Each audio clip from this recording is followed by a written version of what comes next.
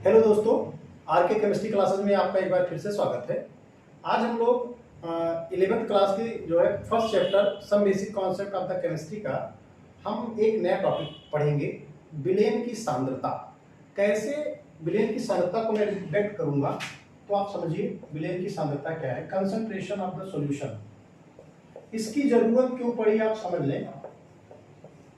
वास्तव में है क्या, कोई भी जो रिएक्शन होती है वो विलेन के फॉर्म में ही होती है, इसलिए इसको जानना बहुत जरूरी है। तो सांद्रता जानने से पहले आप समझ लीजिए विलेन। वैसे प्रीवियस लेक्चर्स में मैंने आपको बता दिया है विलेन के बारे में, बट एक बार फिर से आप समझ लीजिए। कहीं पर भी अगर दो पदार्थ को मिला दीजिए, पदार्थ फर्स्ट प्लस पदार्थ सेकेंड, बहुत दमदार टॉपिक है, एग्जाम के लिए वेरी इंपॉर्टेंट टॉपिक है और कंपटीशन के लिए भी। बस आपको ध्यान से समझिए, एक बार देख लीजिएगा लेक्चर्स, मुझे पूरा विश्वास है आपको 100% समझ में आ जाएगा। देखिए पदार्थ फर्स्ट पदार्थ सेकंड, सब्सटेंस फर्स्ट सेकंड, अगर आप इनको मिक्स कर दीजिए तो क्या बनता है, मिक्सचर या मिश्रण बनता है। मिक्सचर बन जाएगा, मिश्रण बन जाएगा। और अगर इस मिश्रण में दोनों पदार्थ ऐसे घुले मिले हों कि ना तो आप फर्स्ट को अलग कर, ना तो आप फर्स्ट को पहचान पाए, ना तो सेकंड को पहचान पाए, दोनों एक दूसरे में पूर्णतः मिक्स हो गए हो, तो जो ये मिश्रण है इसी को हम लोग बोलते हैं विलयन या सॉल्यूशन। कॉन्सेप्ट समझ में आया। ऐसा कोई मिश्रण जिसमें जो भी पदार्थ मिलाए गए हैं वो एक दूसरे से इस तरह घुल मिल जाए कि उनको हम सामान्य आंखों से देखकर अलग न कर पाए, हाथों से अलग न कर पाए, तो उन्हीं को हम विलयन कहते हैं। बहुत सीधा सा एग्जांपल हम लेते हैं, चीनी को पानी में डाल दीजिए, घोल दीजिए तो विलयन बन जाएगा। अब एक चीज और समझ लीजिए, विलयन में दो पदार्थ कम से कम होना जरूरी है। तीन पदार्थ भी हो सकते हैं, चार भी हो सकते हैं, लेकिन हम लोग दो पदार्थों वाले विलयन के बारे में पढ़ेंगे। जो पदार्थ, अब याद रखिएगा, दोनों में कोई एक कम मात्रा में होगा, लिटिल अमाउंट में होगा या कम मात्रा में होगा, उसको हम लोग बोलते क्या है, विलेय बोलते हैं, सोल्यूट बोलते हैं। क्या बोलते हैं, सोल्यूट, विलेय। और ऐसा पदार्थ जो ज्यादा मात्रा में होगा उसे हम लोग बोलते हैं सॉल्वेंट या विलायक। सॉल्वेंट या विलायक, समझिएगा कहानी कुछ इस तरह से है कि जो विलेय होता है इसके अंदर घुलने की क्षमता होती है। किसकी क्षमता होती है, घुलने की क्षमता होती है भैया, मतलब टूटने की क्षमता होती है, झुकने की क्षमता होती है, और दूसरे वाले में भैया झुकाने की क्षमता होती है, या आप कह सकते हैं घोलने की क्षमता होती है, घोलने की क्षमता होती है। समझिएगा। अब जो हमारा विलेय है ये क्या हो सकता है, ठोस भी हो सकता, द्रव भी हो सकता, गैस भी हो सकता है। और हमारा विलायक क्या है, ये भी ठोस हो सकता है, द्रव हो सकता है, गैस हो सकता है। परंतु हम लोग सामान्यतः विलायक को द्रव के रूप में जल लेके, विलायक की जगह हम लोग जल या वाटर मॉलिक्यूल्स लेंगे, और विलेय की जगह हम कुछ भी ले सकते हैं, सॉलिड, लिक्विड, गैस। ये कॉन्सेप्ट आपको समझ में आया। अगर ये समझ में आ गया तो सांद्रता भी समझ में आ जाएगी। ठीक, अब सांद्रता क्या है, कोई भी विलयन कितना गाढ़ा है उसी को हम लोग सांद्रता के रूप में व्यक्त करेंगे।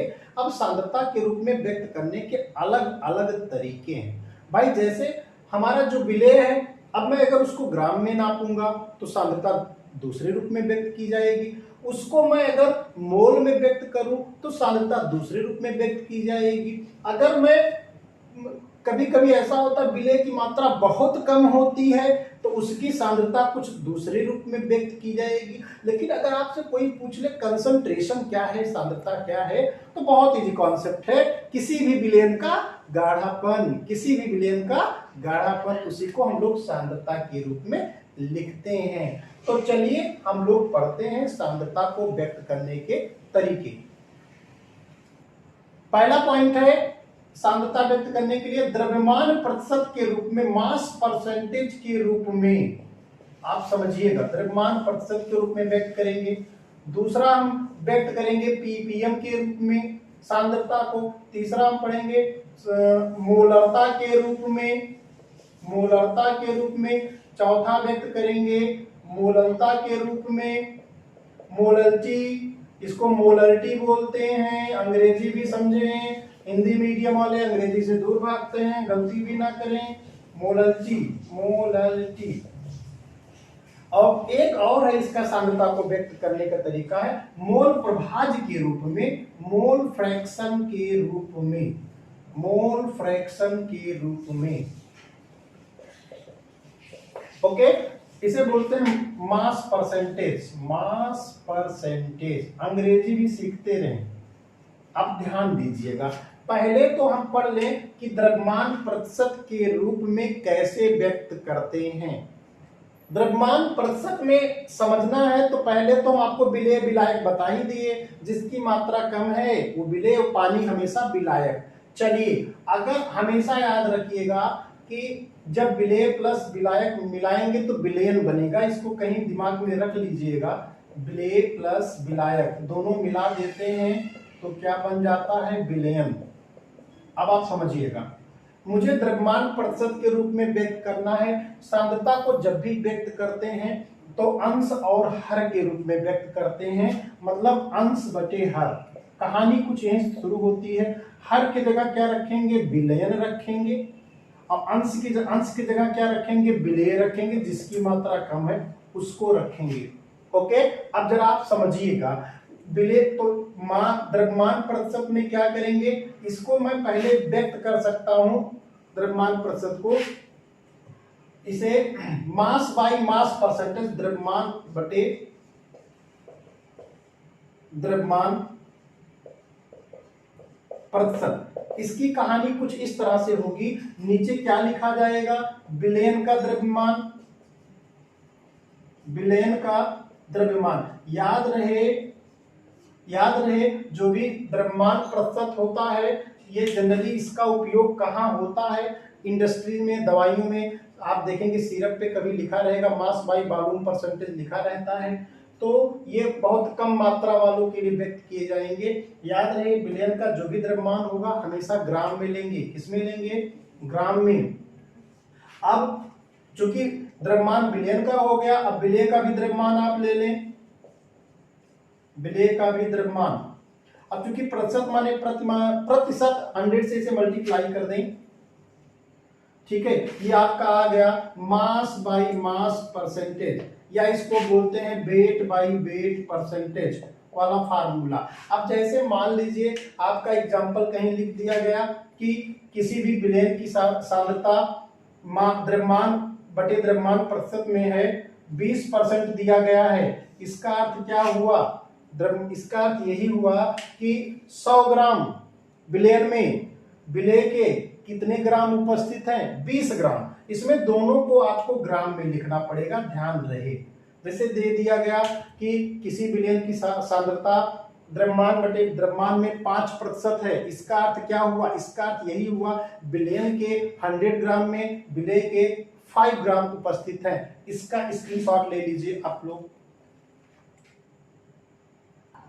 देखिए द्रव्यमान प्रतिशत के अंतर्गत द्रव्यमान बटे द्रव्यमान आपने पढ़ लिया। अब दूसरा पॉइंट है, दूसरा है द्रव्यमान बटे आयतन प्रतिशत। देखिए द्रव्यमान और भार में कंफ्यूज मत होइएगा, हमने बताया है कि W और M दोनों एक ही हैं। द्रव्यमान बटे आयतन प्रतिशत।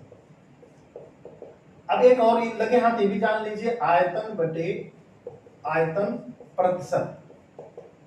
देखिए सबका फार्मूला मैंने आपको बता दिया, जो भी प्रतिशत में व्यक्त करना है उसमें हर की जगह आप क्या ले लीजिएगा। अब जैसे द्रव्यमान बटे आयतन प्रतिशत होगा तो द्रव्यमान बटे आयतन, आयतन मतलब क्या, विलयन का आयतन लिया जाएगा। तो यहाँ हो सकता है इसको अंग्रेजी में W/V% भी बोला जाएगा। तो नीचे क्या लिखा जाएगा, विलयन का आयतन, विलयन का आयतन। ठीक, अब देखिए जैसे विलयन जब आयतन की बात करते हैं तो प्राय द्रव या गैस ही होता है, तो इसको हम लोग ml में लिखेंगे, याद रखिएगा। गलती से लीटर में मत करिएगा, क्योंकि हमने बताया ये छोटे वैल्यू को व्यक्त करने के लिए यूज किया जाता है, जैसे दवाइयों आदि में बहुत कम मात्रा को। ऊपर क्या लिखेंगे, विलेय की मात्रा, ठीक है, या विलेय का द्रव्यमान, विलेय का द्रव्यमान इंटू 100 कर दीजिएगा। ठीक है, इसकी डिफिनेशन क्या निकली कि किसी भी विलयन में उपस्थित विलेय की जो मात्रा है उसी को हम लोग प्रतिशत के रूप में जब व्यक्त करेंगे तो आपका हो जाएगा द्रव्यमान बटे आयतन प्रतिशत। इसी तरह आयतन बटे आयतन प्रतिशत में हम लोग क्या करें, इसे वॉल्यूम बाई वॉल्यूम परसेंट भी बोलते हैं। अब देखिए इसमें दोनों आयतन है, इसका मतलब नीचे हर में क्या लिखा जाएगा, बिलियन का आयतन, बिलियन का आयतन ml में ही रहेगा, याद रहे। और ऊपर क्या इसका लिखा जाएगा, बिले का आयतन, ये भी ml में ही रहेगा, इंटू 100 से मल्टीप्लाई कर दीजिएगा, आ जाएगा। अब जैसे आपका कोई क्वेश्चन आपसे पूछ लिया जाए, यूपी बोर्ड में जनरली पूछ लिया जाता है कि किसी विलयन की सांद्रता वॉल्यूम बाई वॉल्यूम 10% है, उसका अर्थ क्या हुआ, उसका अर्थ ये हुआ कि विलयन के 90 ml में विलय का 10 ml उपस्थित है। क्योंकि विलयन बराबर क्या होता है भाई, देखिए हम इसको ऐसे भी तो लिख सकते हैं, विलय का आयतन वॉल्यूम ऑफ सोल्यूट अपान, विलयन को हम लोग तोड़ सकते हैं, विलय का आयतन, विलय का आयतन प्लस विलायक का आयतन, ऐसे भी तो लिखा जा सकता है। अब इसे मान लिया जाएगा कि किसी भी विलयन की सांद्रता वॉल्यूम बाई वॉल्यूम 10% है, इसका अर्थ यही तो हुआ कि 90 ml विलायक में 10 ml विलयन में, सॉरी 90, अगर देखा जाए तो 100 जैसे 10% मतलब ये हुआ कि जो विलेय है वो 10 ग्राम हो सकता है, 10 ml हो सकता है, लेकिन कितने में होगा वो। अब जैसे 100% विलयन है तो उसमें जाहिर सी बात है, अगर 10% विलेय है तो 90%, चाहे 90 ग्राम हो सकता है, 90 ml हो सकता है, वो विलायक होगा। ठीक है, तो आप ऐसे भी कह सकते हैं कि किसी विलयन के 90 ml में जो भी 10 ml उपस्थित होगा विलेय, उसी को हम लोग वॉल्यूम बाई वॉल्यूम परसेंटेज के रूप में 10% व्यक्त कर सकते हैं। इसको नोट कर लें। अब देखिए विलयन की सांद्रता को हम पीपीएम में कैसे रिप्रेजेंट करेंगे, पीपीएम में इसका पूरा नाम है पार्ट्स पर मिलियन।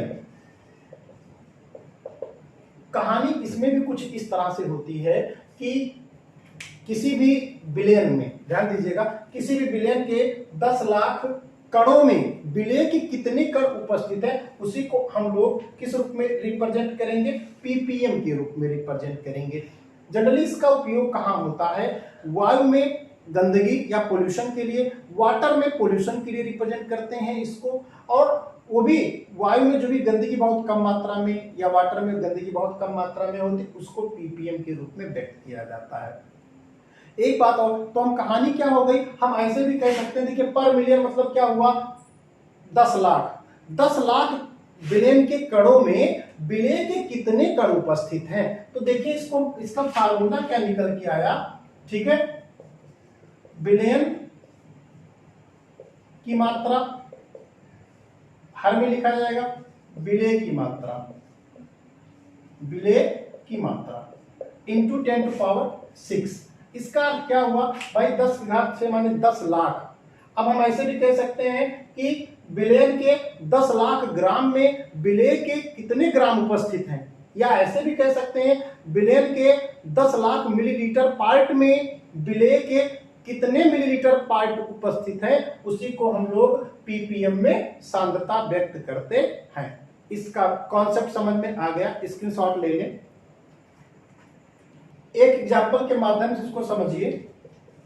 जैसे लिखा गया 10 ppm SO2 इन एयर, इसका अर्थ क्या हुआ, एयर मतलब गैस, एयर मतलब गैस, तो जाहिर बात है गैस या द्रव को हम लोग किस में रिप्रेजेंट करेंगे, ml में। तो हम लिख सकते हैं 10 लाख ml में जो SO2 है उसके कितने ml, क्योंकि SO2 भी गैस है तो इसको भी हम लोग ml में रिप्रेजेंट करेंगे। इसका अर्थ ये हुआ 10⁶ ml एयर में SO2 के कितने ml उपस्थित हैं, 10 ml उपस्थित हैं। क्लियर हुआ। तो डिफिनीशन आप समझ लीजिएगा, डिफिनीशन क्या निकल के आ गई पीपीएम की, कि विलयन के 10⁶ ml या ग्राम में विलय के जितने भी कण उपस्थित है या विलय की जो भी मात्रा उपस्थित होती है, उसी को हम लोग कहते हैं पीपीएम में सांद्रता। ठीक है, ओके, नोट कर लें। एक चीज और आप समझें, अगर हमारे पास मान लीजिए विलय जो ग्राम में दिया गया हो, मान लीजिए विलय की मात्रा हमारे पास ग्राम में हो, विलेय की मात्रा किसमें हो, ग्राम में हो, और विलयन का आयतन लीटर में हो दिया गया हो। ऐसा भी हो सकता है, कोई दिक्कत नहीं है, जनरली इसी रूप में रहता है। भाई आयतन में तो द्रव हो सकता है और मात्रा ग्राम में है तो कोई ठोस, इसको आप पानी और चीनी के एग्जांपल से भी समझ सकते हैं। ऐसा भी हो सकता है, आप देखिए ऊपर विलेय है नीचे विलयन है, तो ये भी सांद्रता को व्यक्त कर रहा है। अब इसकी सांद्रता को हम लोग लिखते हैं ग्राम प्रति लीटर में सांद्रता। वास्तव में सांद्रता को सामान्य रूप में इसी को ही माना जाता है, तो इसको हम लिख सकते हैं सांद्रता ग्राम पर लीटर में।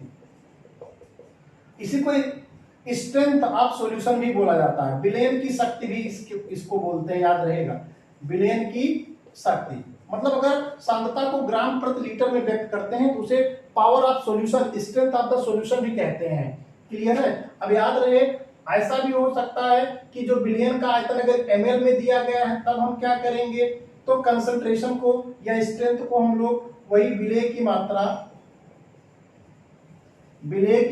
ग्राम में,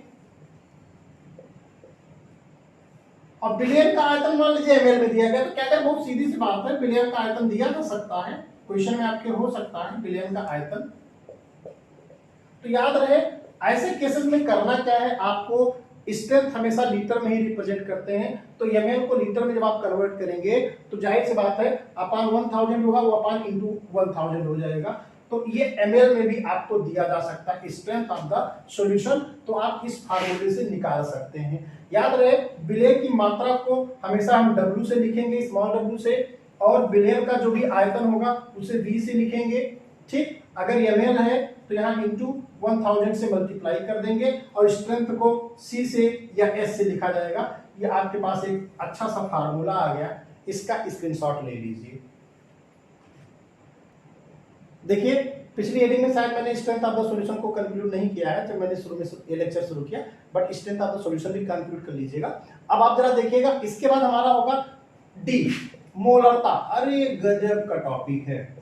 जनरली सॉल्यूशन को न्यूमेरिकल्स इसी रूप में आते हैं, अंग्रेजी में इसको कहते हैं मोलरिटी। कहानी देखिए शुरू कहां से होती है, नीचे आपको वही कहानी लिखना, हर में विलयन का आयतन लिखना है, विलयन का आयतन लिखना है, याद रखिएगा। मोलरता, ठीक है, विलयन का आयतन किसमें रहेगा, लीटर में रहेगा, भूलिएगा नहीं। और ऊपर क्या लिखना है, मोलों की संख्या। अरे भैया कभी कभी विलय की मात्रा ग्राम में नहीं दी गई, ml में नहीं दी गई, मोल में भी तो हम लिख सकते हैं। मान लीजिए हमारे पास इलेक्ट्रॉन है, प्रोटॉन है या मॉलिक्यूल्स है, मोल में दिए गए हैं, तो इसलिए मोलों की संख्या अगर दी गई है तो देखिए क्या होगा, इसे स्मॉल n से लिखेंगे, इसे कैपिटल B से लिखेंगे और मोलरिटी को कैपिटल M से लिखेंगे, तो फार्मूला क्या निकला, m = n/v। अगर मान लीजिए ये ml में दिया है तो कुछ नहीं करना है, फिर वही फार्मूला n/v ml × 1000 से मल्टीप्लाई कर देंगे तो लीटर में कन्वर्ट हो जाएगा। जनरली कुछ चीजें होती हैं सांद्रता में जिन्हें हम लीटर में ही व्यक्त करते हैं, अगर ml में दिया गया तो उसे लीटर में कन्वर्ट कर लीजिएगा। दूसरी बात, मोलों की संख्या हम आपको प्रीवियस लेक्चर में बता दिए हैं, मोलों की संख्या बराबर क्या होता है, वही होता है जो मन चाहे खुदा होता है, यानी W/m, विलेय का भार या विलेय की मात्रा बटे विलेय का अणुभार, मोलर मास। तो चलो भैया इसकी जगह रख दे फार्मूला, कोई दिक्कत तो नहीं है। तो आ गया देखो m बराबर W/m इंटू कैपिटल V, ये फार्मूला मिल गया भैया। बहुत अच्छा फार्मूला है, इसकी यूनिट हमेशा याद रखिएगा, मोल पर लीटर में रिप्रेजेंट की जाएगी। न्यूमेरिकल्स इसी पे बनते हैं। अब एक चीज और समझ लीजिए, ये तो आपको मिल गया, डिफिनीशन क्या मिली, किसी विलयन के 1 लीटर आयतन में उपस्थित विलेय के मोलों की संख्या, याद रखिएगा ऊपर विलेय ही रहेगा, गलती से कुछ और मत लिखिएगा। विलेय के मोलों की संख्या को ही क्या कहते हैं, मोलरता कहते हैं। ठीक है, the number of moles present in 1 litre solution is called as molarity. अब एक चीज और है, मान लीजिए किसी विलयन की मोलरता आपके न्यूमेरिकल्स में भी दिया जा सकता है, अगर मोलरिटी 1 दी गई है तो इसको हम लोग बोलते हैं मोलर विलयन। क्या बोलते हैं, मोलर विलयन।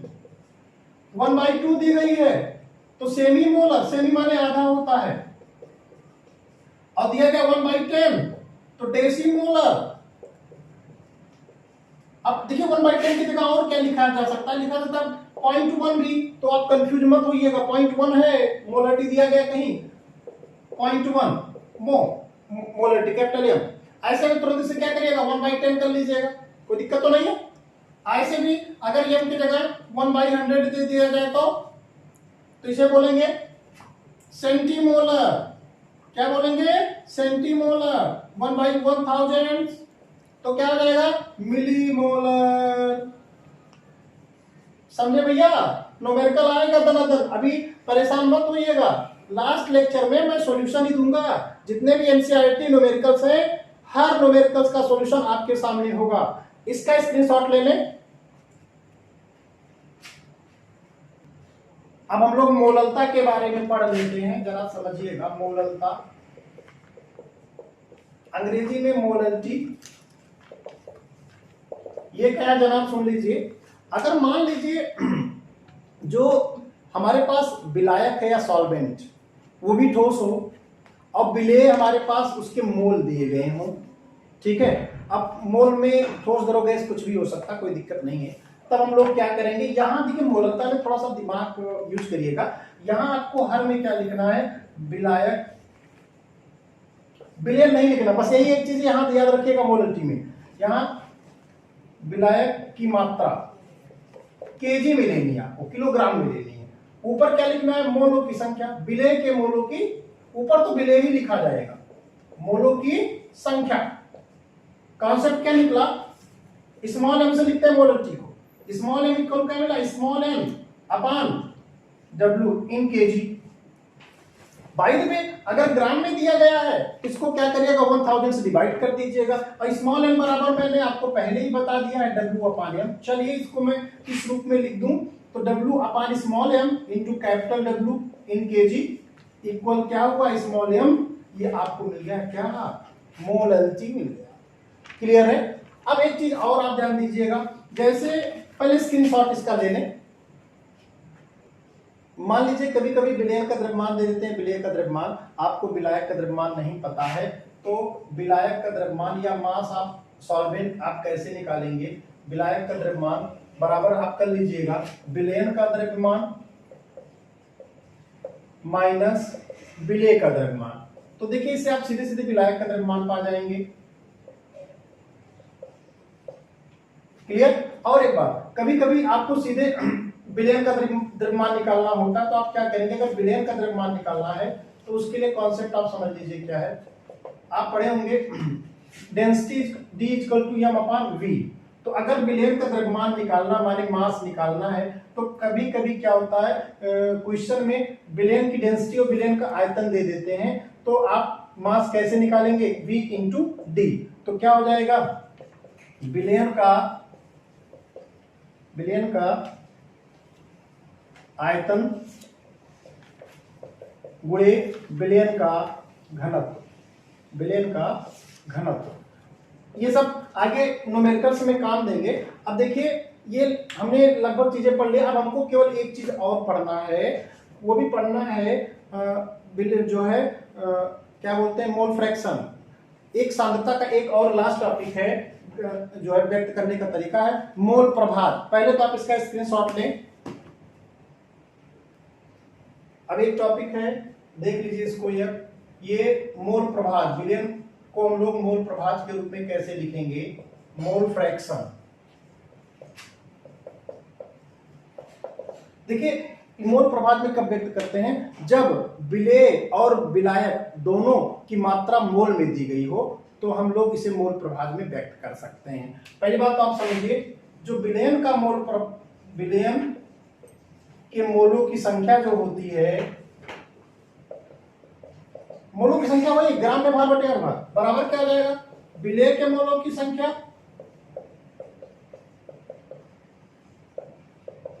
प्लस विलायक के मोलों की संख्या। अब जरा इसको मैं ऐसे भी लिख सकता हूं, विलेय के मोलों की संख्या स्मॉल एम और विलायक के मोलों की संख्या कैपिटल एम लिख सकते हैं, तो ये आपका आ जाएगा क्या विलेय के मोलों की संख्या। अब इससे क्या होता है, हम लोग मोल प्रभाज कैसे निकालेंगे, किसी भी विलेयन में विलेय के कितने मोल उपस्थित हैं उसी को हम बोलेंगे विलय का मूल प्रभाज। हम इसको ऐसा भी निकाल सकते हैं, किसी भी विलयन में विलायक के कितने मोल हैं तो उसे बोला जाएगा विलायक का मूल प्रभाज। ठीक है, तो हम निकालें विलय का मोल प्रभाज। अगर हमको निकालना है तो क्या करेंगे, विलय का मोल प्रभाज, ठीक, इसको लिखते हैं एक्स ए से, विलय को एक्स ए और विलायक को एक्स बी। तो क्या आ जाएगा, बराबर क्या हो जाएगा, विलय के मोलों की संख्या, विलय के मोलों की संख्या अपान विलयन के मोलों की संख्या, विलयन के मोलों की संख्या। अब जरा देखिए, विलय के मोलों की संख्या मैंने स्मॉल एन से लिया है तो विलयन का हो जाएगा small N plus capital N. इसी तरह अगर मैं विलायक के मोलों की संख्या निकालना चाहता हूं तो क्या हो जाएगा, एक्स बी बराबर क्या हो जाएगा, capital N upon small N plus capital N. तो ये आपके निकल के आ गया विलायक का मोल प्रभाज, निकाल लिया। अब एक बात और आप समझ लीजिए, अगर मैं ऐसा कहूं कुल मोल प्रभाज बराबर, तो क्या निकल के आएगा, कुल मोल प्रभाज। तो दोनों को जोड़ दे, विलय का मोल प्रभाज प्लस विलायक का मोल प्रभाज। तो देखिए क्या निकल के आएगा, आ जाएगा X A plus X B equal क्या हो जाएगा, इक्वल हो जाएगा N upon small N upon capital N plus capital N upon small N plus capital N.